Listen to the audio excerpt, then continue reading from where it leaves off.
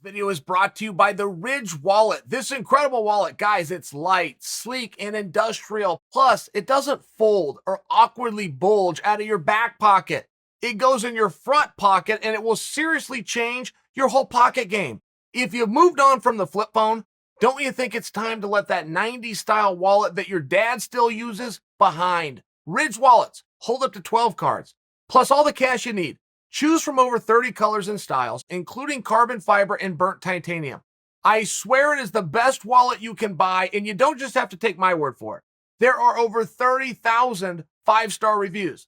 I was skeptical at first, but once you try it, you will never go back to your old wallet. And there's no pressure. Test it out for 45 days. If you don't love it, send it back, get a full refund. If you decide to keep it, there is a lifetime warranty. Click the link in the description. That's going to get you 10% off today with free worldwide shipping and returns. Go to ridge.com/Chael. That's ridge.com/Chael and use the promo code Chael.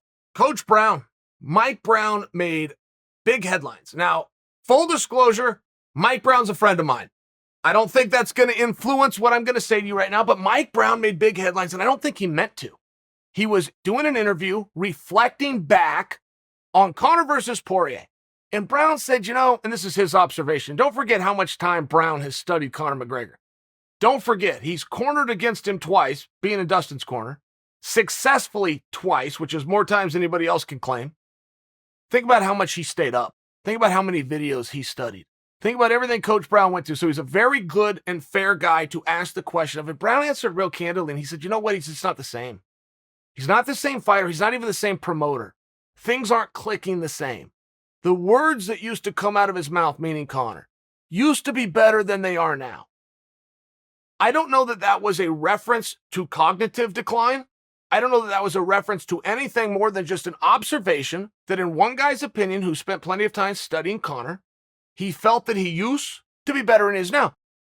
You have to understand the candidness in that. There's a candidness in that statement because Coach Brown has nothing to sell.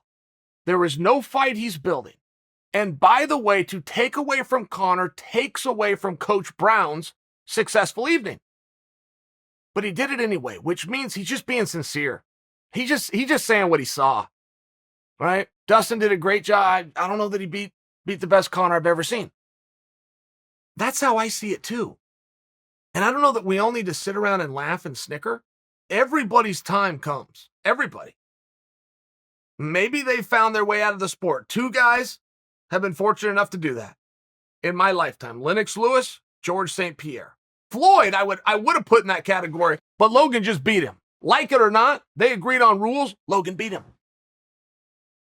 So Conor's time might have come.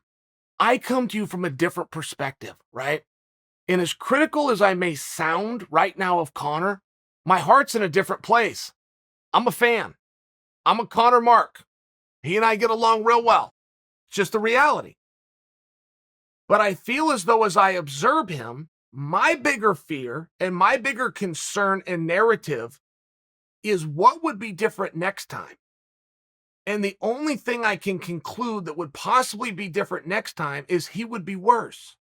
Now, he would be worse based on logic that Poirier is in the gym right now. By right now, I do mean today, Monday. Literal statement. Literal. Poirier is in the gym today working out.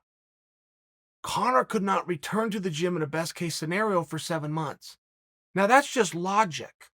One guy is staying sharp, staying active, getting better, putting the work in. The other guy's not. He can't. It sounds very cold. I don't mean it to be cold. I mean it to be very direct. One guy is getting better today. Another guy cannot begin to even get better for another 7 months. Now, we all know how the fight business works, right? You get cleared in 6 months. Take a little extra time, get a little physical therapy in to be careful. Now it's 7 months. You've been real smart. But the first thing that happens once you make the announcement of I'm clear is they book you a fight. So now you have 3 months, 90 days to get ready for a fight. It would take you 90 days and crossing your fingers and being on your knees praying to whatever God you believe in, that in those 90 days you could just return to the form that you left at. And that form was a 10-8 round, according to 2 judges. It left you broken. It left you dominated with the hands, the feet, and the grappling. Conor McGregor is a fantastic fighter. He is a fantastic mixed martial artist. Not compared to Dustin Poirier.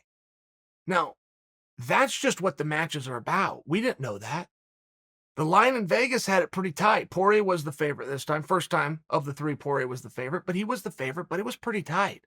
It was less than 2-1 when it went off. I believe it was plus 190. So I bring that to you because we don't know these things. There's a reason we go out and hold the contest. But once the contest is held, just in the spirit of sportsmanship, we acknowledge what happened. And this has gone 2 ways with Conor. For me, as a human being, not a fight fan, this was the human in me. To watch the rewriting of the reality of Conor versus Floyd was fascinating. I've heard of those things happening. I've heard of the rewriting of the textbooks. I've heard of it. I never believed it because I've never seen it. Conor kicked Floyd Mayweather's ass.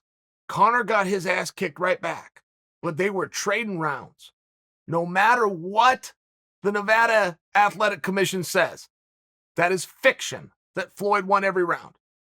There was 30 seconds left in the first round before Floyd took a closed hand and moved it in a forward direction.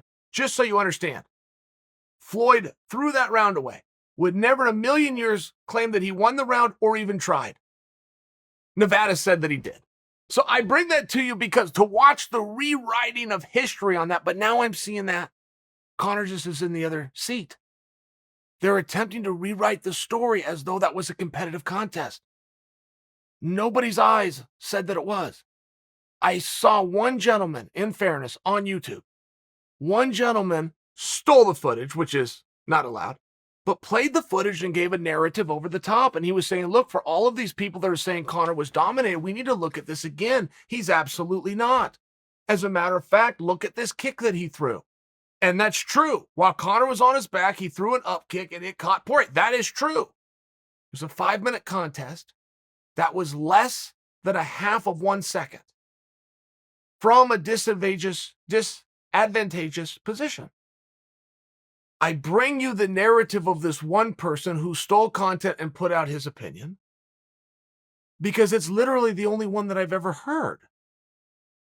I've heard principals in the fight, coaches, Conor himself. I've never heard an outside observer say anything other than what happened, which is an absolute domination. But I also heard within an hour of the contest talks of healing Conor up and coming back and doing it a 4th time. I'm for a cash grab. I don't have a problem with it. Finish my career out there cashing check. I get it. Hey, Chael, why are you still fighting? Because they're still paying me, stupid. Right? I mean, it's a part of it.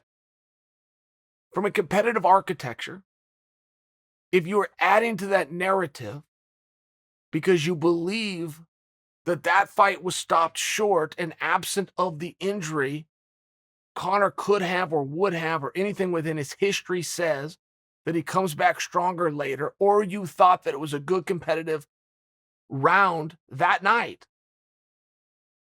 I have to challenge your expertise in the field. I would ask you politely to rewatch it. If we still just were missing each other, I would tell you you're stupid.